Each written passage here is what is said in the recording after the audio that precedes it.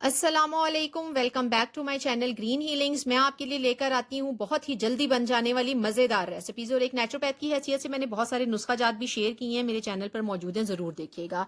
आज हम बनाने जा रहे हैं दही बड़े। वैसे तो आपने बहुत रेसिपीज देखी होंगी, लेकिन इस रेसिपी की खासियत ये है कि एक तो हम बेसन से बनाने जा रहे हैं जिनका टेस्ट बिल्कुल मूंग दाल के बड़ों जैसा ही होगा, ठीक है ना। और दूसरी बात यह है कि ये आपके 10 मिनट के अंदर अंदर बन जाएंगे, बहुत ही जल्दी बन जाएंगे। फौरी सर्विंग करनी है तो भी आप इस रेसिपी को फॉलो कर सकते हैं।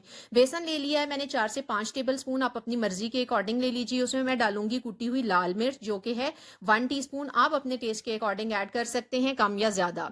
उसके अलावा हम इसमें डालेंगे सफेद जीरा 1/2 टीस्पून, भुना कुटा धनिया और जीरा जो मैंने एक ही बार करके रख लिया हुआ है और मुख्तलिफ डिशेज में इस्तेमाल होता है, आप भी रख लीजिए, बहुत आसानी होती है। भुना कुटा धनिया और जीरा हम इसमें डालेंगे 1 टीस्पून भर के। 1/2 टीस्पून मैंने सॉल्ट की डाली है, ठीक है। और 1/2 ही टीस्पून यहाँ पर आप धनिया पाउडर डालेंगे। धनिया पाउडर चाहें तो आप स्किप भी कर सकते हैं। सब चीजों को आपने बेसन के अंदर डालकर चम्मच से मिक्स कर लेना है, ड्राई ही पहले मिक्स कर लेना है आपने, ताकि तमाम मसाले यकजान हो जाएं बेसन के अंदर।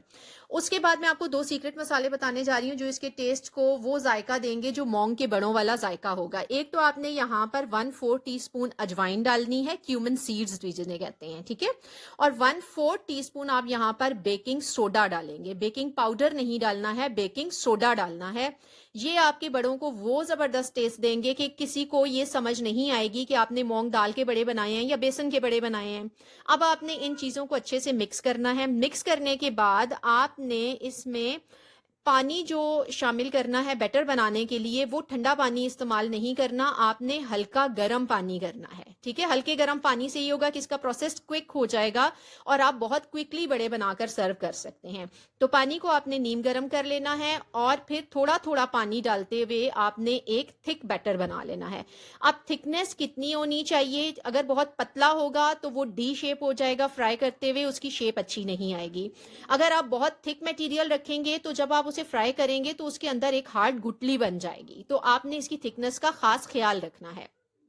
अब हम प्रिपेयर करेंगे दही बड़ों के लिए। दही में सबसे पहले आपने 1 टीस्पून शुगर ऐड करनी है, ठीक है, ताकि आपको जो मीठी चटनी है उसको आप अवॉइड कर देंगे। शुगर यहाँ पर उसकी कमी को पूरा कर देगी और एक बहुत ही जबरदस्त आपके दही को टेस्ट देगी।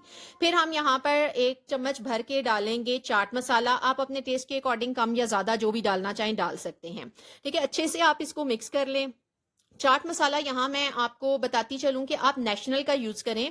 अच्छा, ये कोई मैं आपको बताऊं कि पेड प्रमोशन नहीं है, ये मैं खुद यूज करती हूँ। बहुत से मसाले मैंने यूज किए, उसमें मुझे सबसे बेस्ट नेशनल का इसलिए लगा कि इसमें नमक मिर्च और मसालों का बहुत ही बैलेंस टेस्ट है। आपको कुछ भी और नहीं डालना, बस आप ये चाट मसाला डालेंगे तो आपका दही रेडी हो जाएगा। अब आपने ऑयल को गर्म करना है। ऑयल ना कम गर्म होना चाहिए ना ज्यादा गर्म। कम गर्म है तो आपके बड़े जो हैं वो अंदर गुटली बन जाएगी, और ज्यादा गर्म है तो फौरन ऊपर की लेयर पक जाएगी और अंदर से वो कच्चे रह जाएंगे।